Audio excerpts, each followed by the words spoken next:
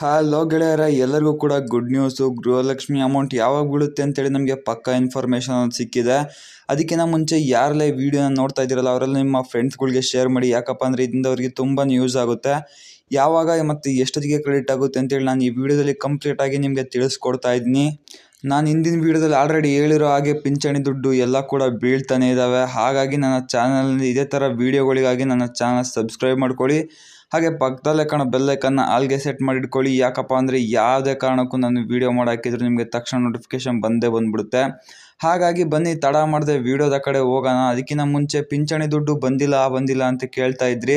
ಹೌದು, ಅದು ಕೂಡ ಈ ತಿಂಗಳಲ್ಲೇ ಕ್ರೆಡಿಟ್ ಆಗುತ್ತೆ. ಅದು ಕೂಡ 12ನೇ ತಾರೀಕು ಒಳಗಡೆ ಕ್ರೆಡಿಟ್ ಆಗುತ್ತೆ ಅಂತೇಳಿ ನಮಗೆ ಇನ್ಫಾರ್ಮೇಷನ್ ಸಿಕ್ಕಿದೆ. ಅದಕ್ಕಿಂತ ಮುಂಚೆ ಗೃಹಲಕ್ಷ್ಮಿ ಬಗ್ಗೆ ಹೇಳೋದಾದರೆ, ಗೃಹಲಕ್ಷ್ಮಿ ಅಮೌಂಟು ನಾನು ಹೇಳಿದ್ದೆ, ಎಷ್ಟೋ ಹಿಂದಿನ ವೀಡಿಯೋಗಳೆಲ್ಲ ಹೇಳಿದ್ದೀನಿ. 11 ತಪ್ಪಿದರೆ 12ನೇ ತಾರೀಕು 100% ಕ್ರೆಡಿಟ್ ಆಗುತ್ತೆ ಅಂತೇಳಿ ಹೇಳಿದ್ದೀನಿ. ಯಾವ್ಯಾವ ಜಿಲ್ಲೆಗಳು ಕೂಡ ಕ್ರೆಡಿಟ್ ಆಗುತ್ತೆ ಅಂತ ಹೇಳಿದ್ದೀನಿ. ಆ ವಿಡಿಯೋಗಳ ಡಿಸ್ಕ್ರಿಪ್ಷನಲ್ಲಿ ಹಾಕಿರಲ್ಲ, ನೀವೇ ಸರ್ಚ್ ಮಾಡ್ಕೊಂಡು ಹುಡ್ಕೊಳ್ಳಿ. ಯಾಕಪ್ಪ ಅಂದರೆ ಅದರಿಂದ ಫುಲ್ ಇನ್ಫಾರ್ಮೇಷನ್ ಇದೆ, ಯಾವಾಗ ಕ್ರೆಡಿಟ್ ಆಗುತ್ತೆ ಅಂತೇಳಿ ತಿಳಿಸಿದ್ದೀನಿ. ಅದಕ್ಕಿಂತ ಮುಂಚೆ ಈ ಪಿಂಚಣಿ ದುಡ್ಡು ಯಾಕೆ ಬಿದ್ದಿಲ್ಲ ಅಂತಂದರೆ, ಸರ್ಕಾರದವರು ಹೊಸ ಯೋಜನೆಯನ್ನು ತಂದಿದ್ದಾರೆ.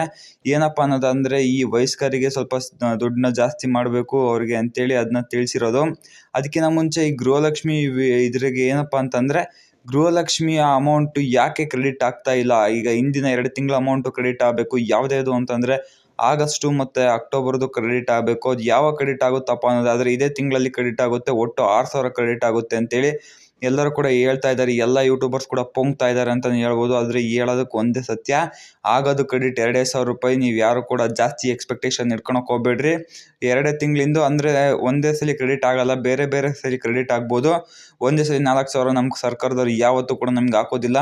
ನಾನು ಯಾವಾಗ ಬೀಳುತ್ತೆ ದುಡ್ಡು ಅಂತ ಹೇಳಿದ್ದೀನಿ ಅದೇ ತಾರೀಕಿನಲ್ಲೇ ಬಿದ್ದಿರುತ್ತೆ ಗೃಹಲಕ್ಷ್ಮಿ ಅಮೌಂಟು. ಯಾಕಂದರೆ ನಾನು ಅಷ್ಟು ಕ್ಲೀನಾಗಿ ಇನ್ಫಾರ್ಮೇಷನ್ ಸಿಕ್ಕರೆ ಮಾತ್ರ ನಿಮಗೆಲ್ಲ ತಿಳಿಸೋದು. ಎಲ್ಲರ ಥರ ಸುಮ್ಮನೆ ಕಾಂಜಿ ಪಿಂಜಿ ಥರ ಇವಾಗ ಬೀಳುತ್ತೆ ಆವಾಗ ಬೀಳುತ್ತೆ ಅಂತೇಳಿ ನಾನು ಯಾವತ್ತೂ ಕೂಡ ಹೇಳೋದಿಲ್ಲ. ಅದೇ ನನ್ನ ವೀಡಿಯೋದ ಸ್ಪೆಷಾಲಿಟಿ.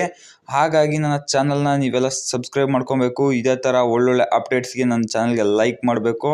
ಇದು ಇವತ್ತಿನ ವೀಡಿಯೋದ ಟಾಪಿಕ್ಕು. ಅದೇ ರೀತಿ ನೆಕ್ಸ್ಟ್ ವೀಡಿಯೋದಲ್ಲಿ ಗೃಹಲಕ್ಷ್ಮಿಯ ಮತ್ತೊಂದು ಕಂತು ಯಾವಾಗ ಬೀಳುತ್ತೆ ಅಂತೇಳಿ ತಿಳಿಸ್ತೀನಿ. ಆವಾಗ ನನ್ನ ಚಾನಲ್ ಸಬ್ಸ್ಕ್ರೈಬ್ ಮಾಡ್ಕೊಳ್ಳಿ.